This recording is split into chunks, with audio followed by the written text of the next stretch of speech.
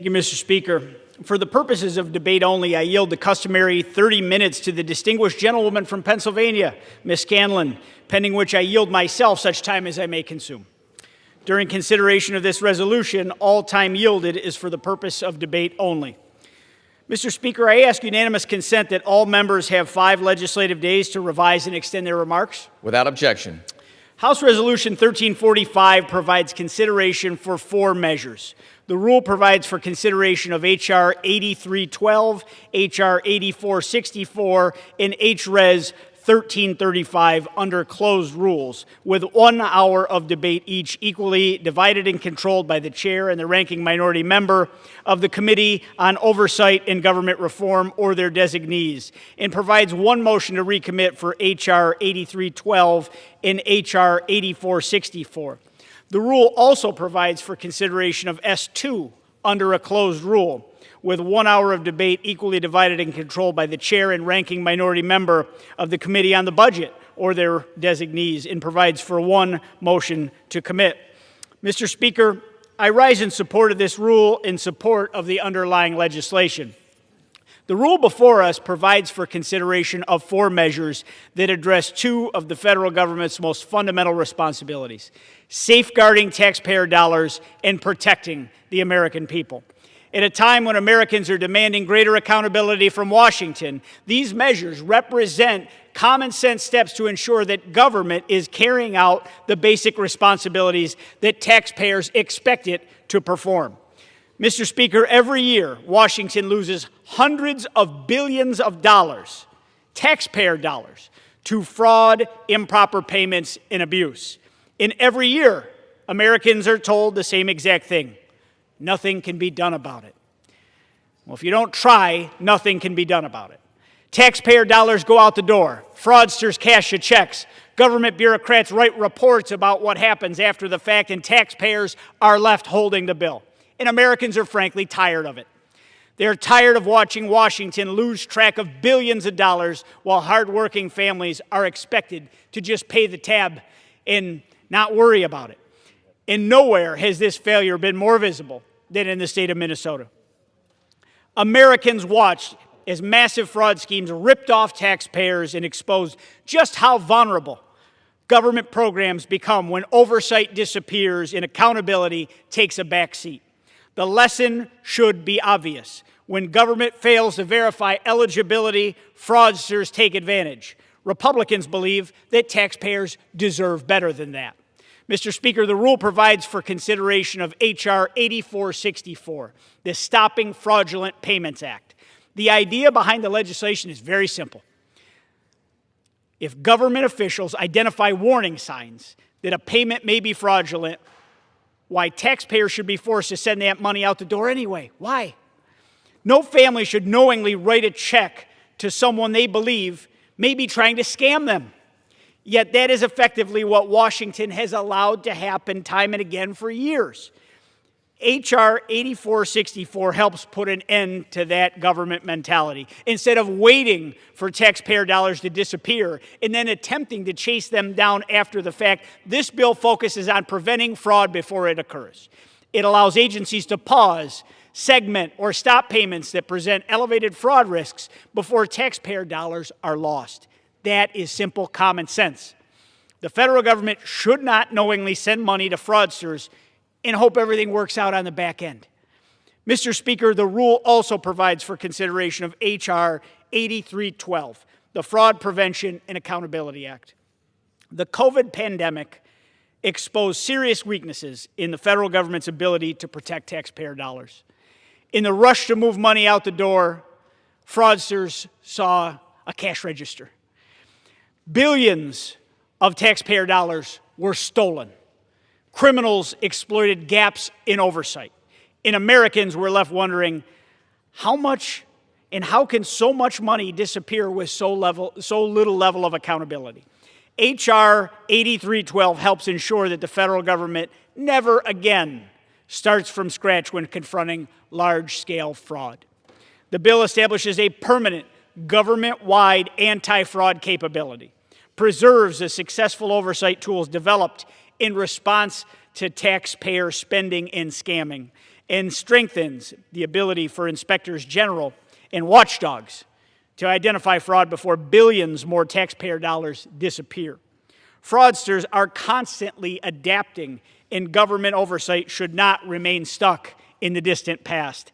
This legislation ensures future administrations have the tools necessary to protect taxpayers when the next emergency inevitably arrives. Mr. Speaker, the rule also provides for consideration of HRES 1335. At its core, this resolution recognizes a simple truth. Fraud is not a victimless crime. It says fraud should be condemned. It says Congress should stand on the side of the taxpayers rather than fraudsters trying to exploit the system. Taken together, these measures represent a clear change in approach by government. Instead of chasing taxpayer dollars after they disappear, Republicans are focused on preventing fraud before it happens. And instead of looking the other way when billions of dollars are lost and stolen, Republicans are demanding accountability. Mr. Speaker, whether it's protecting taxpayer dollars from fraud or protecting communities from criminals, cartels, traffickers, and dangerous narcotics, the principle is exactly the same. Government has a responsibility to do the job that the American people expect it to do. And that brings me to the importance of fully funding Customs and Border Protection and immigration enforcement. Mr. Speaker, the rule also provides for consideration of S2, the Secure America Act. One of the most significant success stories of the last year and a half has been the dramatic improvement in security at our southern border. The border crisis that President Trump inherited was not by accident. It was the direct result of deliberate policy decisions made by the Biden administration. For 4 years, Americans watched the cameras on the southern border as the federal government abandoned proven enforcement policies, weakened deterrence, and expanded catch and release practices, and allowed millions and millions of illegal immigrants to enter the country. Nothing short of an invasion. Human traffickers profited. Fentanyl flowed into our communities across the country. Border Patrol agents were forced to process migrants instead of securing our border. The result was one of the worst border crises in our nation's history. Under President Trump, we have reversed the course. It started instantly. The border was closed. Since taking office, illegal crossings have fallen dramatically. Border encounters have plummeted, and law enforcement officers have once again been empowered to enforce the laws already on the books. No new laws have been passed. We're enforcing the laws on the books. The results speak for themselves. In April, southern border apprehensions were 94% lower than the monthly average experienced under the Biden administration. And at the same time, CBP has seized significantly more dangerous narcotics attempting to enter our country, helping keep deadly drugs out of our backyards, our American communities. Those improvements did not happen by accident. They are the result of stronger enforcement, better policies, and President Trump's commitment to restoring the rule of law at our border. But success doesn't mean the mission is complete. The cartels, they haven't disappeared. Human traffickers have not disappeared. Criminal smuggling networks continue to operate every single day. That is why the funding provided in this legislation remains necessary.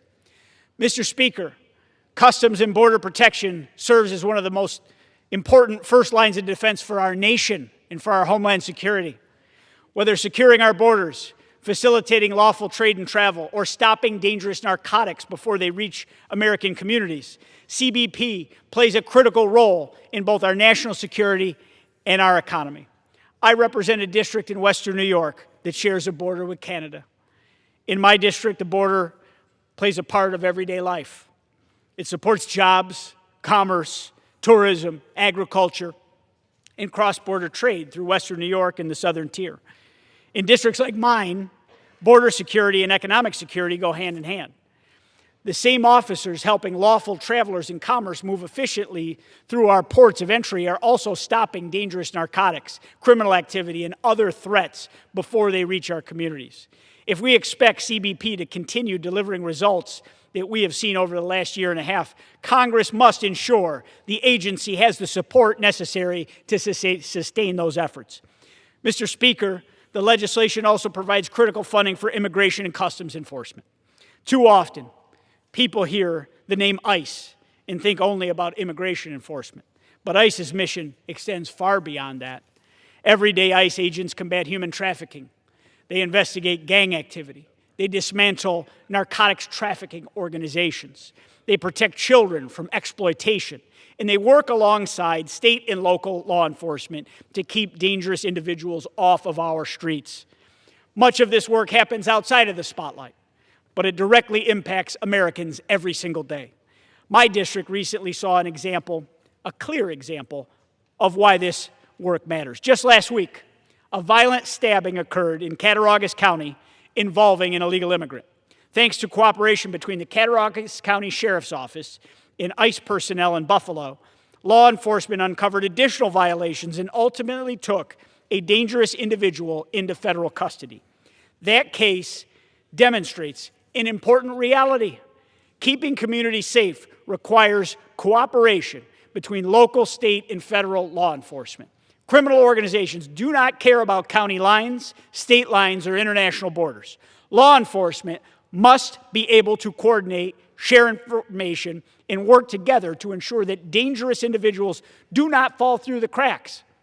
Mr. Speaker, whether it's protecting taxpayer dollars from fraud or protecting communities from dangerous criminals, traffickers, cartels, and drug smugglers, Americans expect government to carry out its most basic responsibilities. I urge my colleagues to support this rule and this underlying legislation, and I reserve the balance of my time. The gentleman from New York reserves the